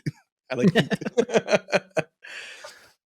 But, yeah, and I think that was a huge advantage for me growing up on the party boat scene, where you're working for tips, so you wanna bust your ass out there, um, and even then, like, you learn real quick it's about developing the way relationship and working hard, Yeah. and you just transfer that into guiding the boat. Now hopefully you can catch fish and keep everyone safe, and be the janitor, be the storyteller, be the teacher, be the captain, be the fisherman, be you know, the guy who doesn't sleep, the guy who eats like shit. you know, It's true. you wear a lot of hats, man. You got to be able to fix engines. You got to be able to take care of electronic issues on the water. You lose a transducer or whatever. How do you fix it? Oh, who's the guy in your back pocket that you can call for help or spot to save your ass? What do you do in bad weather? When's the time to ditch out? How do you hide from that storm? I mean, those are all things that are on your mind all the time that you got to be aware of. And I think the true professionals around here are the ones that got that down pretty good. Yeah. What's interesting too, man, is like it was funny. One of the things my dad always said when I was growing up to dissuade me from becoming a guide was he would say it's a tough way to make a living, Oh, right? hell yeah. Which super tough way to make a living. But it's a hard job in terms of it is a very demanding job in terms of not only physically, sleep, hours, whatever, but in terms of the amount of things that you have to develop a good skill set at to do it, as we call it, as a professional, because Mhm. you can tell the difference right away who's a pro and who's not. The Mhm. guys who are pros, the amount of knowledge and expertise that those people have acquired at such a diverse breadth of principles and skills Mhm. is incredibly impressive and maybe unique amongst the vocations that I've studied in my life. That's one of the harder ones, you know, Yeah. one of the It harder ones. it brings a great mix of creativity, planning, and kind of fundamentals all together. Yeah. That's what I love about it. It's like I have to be good at tying knots. Knowing that, I see a situation, maybe I can make up a rig that's gonna make this bait look more attractive for this situation. Whereas a plumber, you're just going, you're fixing a pipe, Maybe you gotta think about how you're gonna bend it around. And I guess teaching's like that too. You gotta be firm but flexible, right? You gotta be flexible for the situations I deal with my students every day. And I feel the same way when I'm fishing. I just feel like the 2 kinda translate so well together. They must. What's interesting, really interesting about that too, is you have to have adaptability to 2 unique variables and creatures that are outside of yourself. You are Mhm. managing and teaching a human, to manage and teach him to cater to a wild animal that is behaving a certain way. And both of those things have variability that will change, with the wind, you know? Mhm. So you got to get this 100%. guy coached up on this thing, keep him happy on this thing to create a presentation that will appeal to the whims and moods of this other thing that are perpetually altering. It's an incredibly difficult problem to solve. You know what? It's funny. I bet 90% of the people listen to this are gonna be like, "Oh, they're so full of shit," but, like, no, for real The though, because I dumbest know fish in guys the that world. just Yeah. be like, "What are you talking about? Just go in there and throw a bait on the hook," and they're partially right too, you know? But I think that's what makes us, like, as grinders that keep wanna go and get better and find every little detail we can so that we're just prepared, we're knowledgeable, and I don't wanna look like a fool, you know? I don't wanna look like a fool out there. I want somebody to, who's coming out with me, again, to have a great day, and how do I do that? Well, I gotta make sure my shit's together at a level that, I want them to come back. Right. So, when you and I talk about these little things like this in that way, like you're controlling a human and you're controlling a fish, well, yeah, you really are, and it's Yeah. that level of detail that's gonna kinda set you apart from the rest of the pack, it's just the truth. And the clock is ticking. Oh, yeah. Oh, yeah, you never had a fish with a timer before you started guiding? Yeah. That's right. Yep. Oh, you got a person from, Iowa that's never seen the ocean, and you got 4 hours, and he wants to catch a 40-inch striper because he heard they were everywhere? Okay. Yep. How good does your pedagogy get, right? I mean, you get so good at teaching Mhm. because you have your little tricks that you can get someone and make something. I always thought that the art of teaching is taking something incredibly complicated and making it incredibly easy, right? 100%. And how do you convey that message and get him to a point where he's going to have a great time? And I Well, I think think that is a cool skill to have. yeah, and you kinda see it build through a trip too, even with everybody.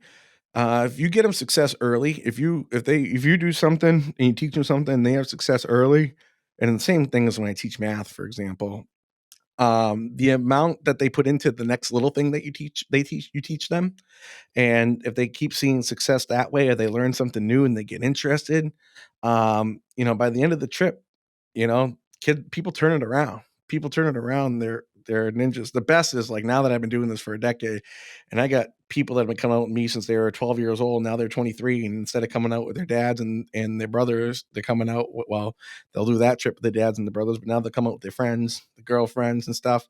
And like, now they're helping me on the boat, land fish, friggin' rig up baits, tie knots, and it's just like, um, it's really special. A quick story: I had this group from Virginia that comes out with me like 6 or 7 times a year, and they came out my first year chartering. They were one of the clients that came from my buddy Gary's boat that broke down, and he was fortunate enough in that case to get some of his trips.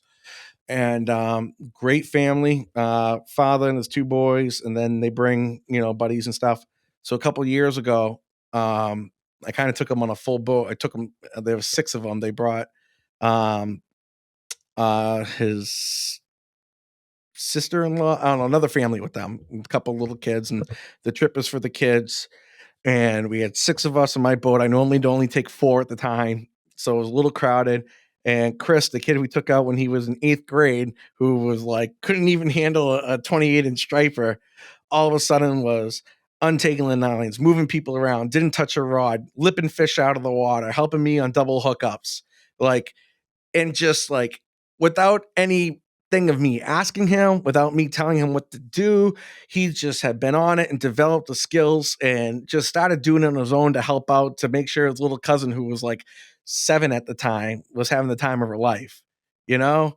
And I thought that was just the coolest thing, just to see that progression of this kid who's been out with me from who could barely reel in a fish. We used to call him rip lips because every time a mackerel would take the bait, he'd try to set the hook and he'd just rip it right out of his mouth.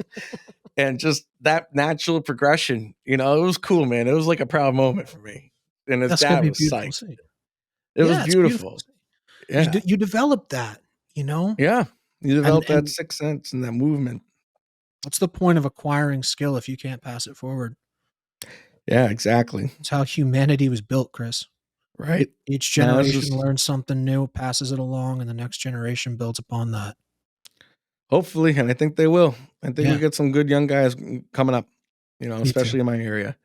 That's Then we great get to hear. some dude, you love the kids at the bait shop. The 3 or 4 kids at the bait shop, Yeah, they remind me of, like, me, you, and Mike when we were young, like 17, 18. makes me Dude, want to working teach at them the bait business shop, and talking to everyone, fucking pain in the ass all the time, bugging us, you know?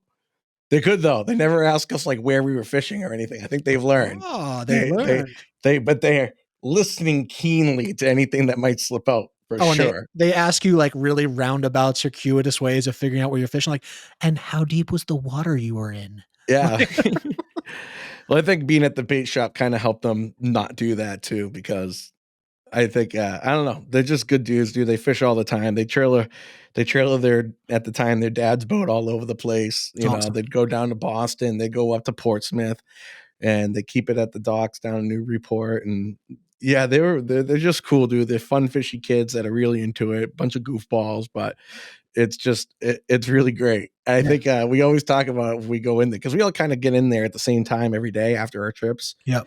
just kinda load up for the next day, and, like, those 3 will be sitting around, we'll come in, we'll shoot the shit, we'll be there for an hour and a half just talking to these guys, and it's funny because back when I was a young guy, I'd go in and be the older guys in there with me, the other older charter boat captains and commercial guys, and we'd sit in and talk and shoot the shit. Now it's like, oh my god, it's like the roles have almost flipped Yeah. quickly, It's seems getting like. weird, right? Yeah. It's getting weird. It's getting real weird. But it's cool.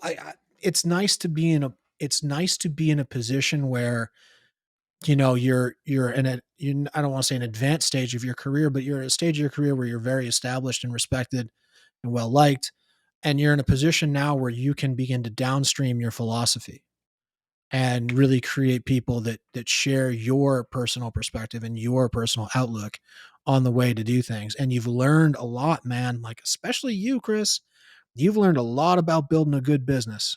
And there's a lot of good fishermen and there's a lot of fucking garbage businessmen, okay, that are great fishermen and that Mhm. are not professional at all. Love them for their fishing. I do not respect their professionalism. Yep. You combine both and there's like one of those every 30-mile radius for the most part. And that is a huge lesson to teach the kids. If you want to make it, got to be able to pay the bills doing it. And so we're going to teach you how to do it. Yeah, well, I really appreciate that, Jay, That's true, man. You were one of those True. guys too, and I always looked up, oh man, reading your forums on the First Light stuff before I actually met you when you guys were fishing for the tuna. I mean, you got to learn from Nat and Derek, dude, Yeah. right? Very lucky. Very You lucky. can't beat that. Very Talk lucky. about a lineage. Yeah. Yeah. I was very fortunate for that fishing lineage. And that that kind of compounded when I learned a lot from those guys and then I went into the media side and I didn't really have any mentors in media. I was really on my own Mhm. and I had to make a lot of lessons the hard way, but then I had people like me, like anything else. Some people like you and they'll take you under their wing and they'll teach you. Mhm. And they'll develop you. But what was cool is that a lot of the I got my style and philosophy of fishing from Nat and Derek, Yeah. of the skill versatility, and all of my styles and techniques are just directly disseminated from them. And then I got to go all over the place with some of the best captains in the world Mhm. and fish with them in a level of skill that was a expert level, skill level.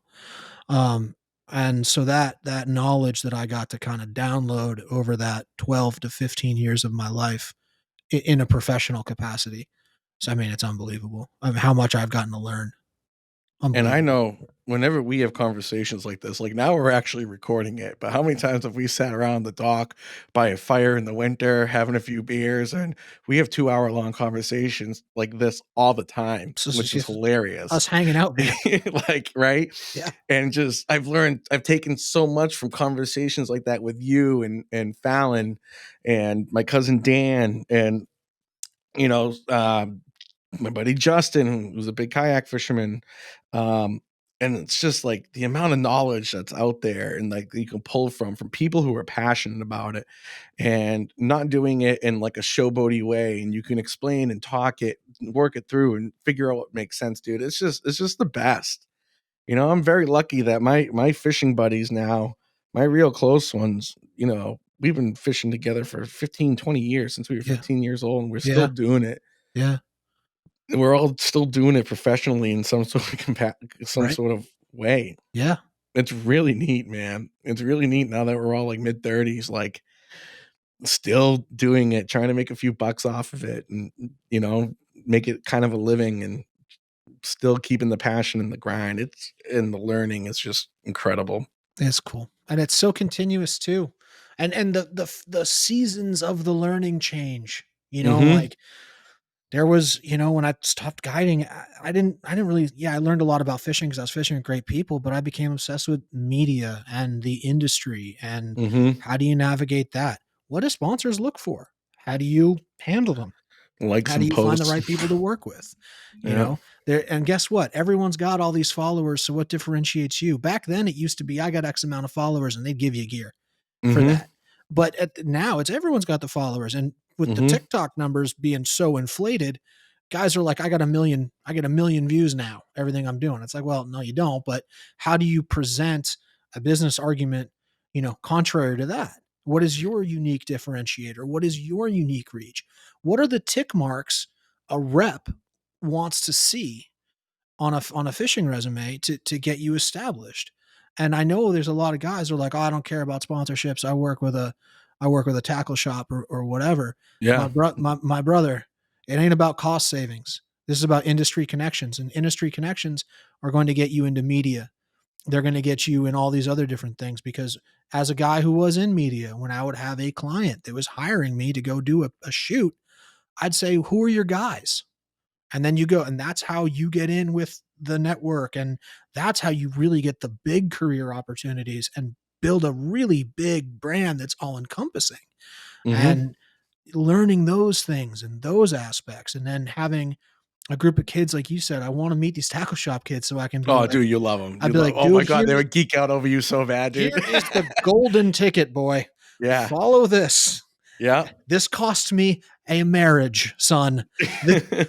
I paid for this with blood, boy. Yeah, no And, shit. and yeah, but it's true. But like, Yeah. here it is, man. You know why? Because I don't want anyone else to have to suffer for it like I did. So here you go, my dude. Take it, run with it. This is Yeah. the key. Let's make them better than we were. Mhm. Yeah, and I just know for me, like, I just want to get fans, not followers. I want people that want to come out in the boat and talk to me and hang out and have fun. And like a lot of my guys, you know, they get off the boat, they run down to Hudson's or another store and grab some of the things that I have on my boat because they like it. I talk to them about why I'm using it, why it makes sense. Is that going to get me 10,000 views on freaking Instagram all the time? No, but Mm, are these people going to buy their product, talk about it with their friends in that same community, people who are actually going to do it? Yep. yep, And I think that's what, if that's what you're after, sponsors, I think that's also a big part of it too. You got to be able to connect with people. for You get, sure. you got to be able to build those relationships. You got to believe in the things that you're using, you know, as if you use them, whether you were a sponsor or not, for It ain't sure. about making you look good because you got brands No, attached to your name. no, it's almost the worst, No, you're an employee of theirs. Yeah, Treat it yeah. like someone gave you a job opportunity. Mhm. And you have a set of responsibilities that you have to deliver on now. Like, all right, Yep. big boy pants time. Be a Mhm. pro. Be a pro. Yep.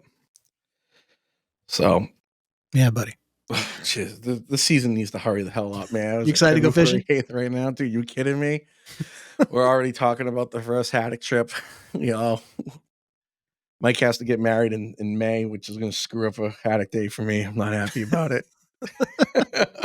May weekend up in Maine. Yep. Yeah, yeah.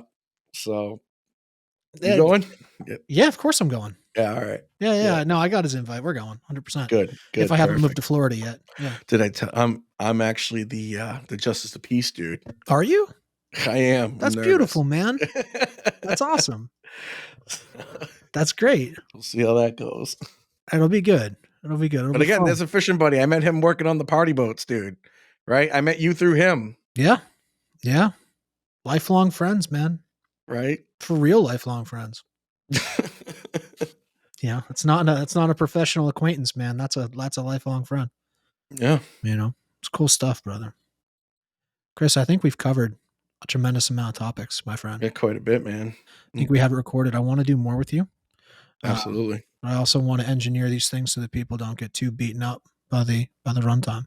Yeah, absolutely. I You hear know. you. So Well, I Jay, am thank you very much for having me out, man. This my was pleasure. great We'll meeting with do it old again friends. shortly. Absolutely. We'll get And you and back on ours yeah, I'd love to. I'd love to. as And well. guys, if you have not heard Chris's podcast, it is Mouths of the Merrimack. They have a website, which is mouthsofthemerrimack.com. They also have on all social media platforms. You can follow them as well on that. And they have a podcast, which is available on YouTube, Spotify, and iTunes. You can reach them through there. It's a wonderful podcast. I've gotten a guest on it twice. They cover a litany of topics. Chris and his business partner, Dan, are some of the most engaging people that I personally know and true professionals in the industry. Definitely worth a follow. And if you enjoyed this in any way, you got something out of it and you think that you could potentially learn something from Chris, Chris is going to be an instructor of ours on fishmindx.com. Some of his instructionals will be available very soon if you're listening to this as it first comes out, or it'll be live if you are. If you want to check him out, again, fishmindx.com. All of our socials are at fishmindx. You can find us there. I can't wait for that, man. That's going to be straight fishing. Straight fishing on that one. Can't wait. Library of Alexandria, my brother. It's Oh, yeah. hardcore deep dives. Yep. It's hopefully it'll work. Hopefully people will like it. But if you have the right motivated people who want to be good, this stuff is for it's for beginners as well. It's for every level out there. But if you want to really learn and you want a private lesson that goes a multiple number of hours from a true pro, a true expert, someone that you're going to be able to go in and reread and relearn all that material from and get a decades worth of hard earned knowledge up front, it'll be there for you. So we hope you all enjoy it. Oh, yeah, brother. Thank you Hell yeah, very brother. much, Jay. Thank you for your Appreciate it. time, Chris. Appreciate you. Thank you.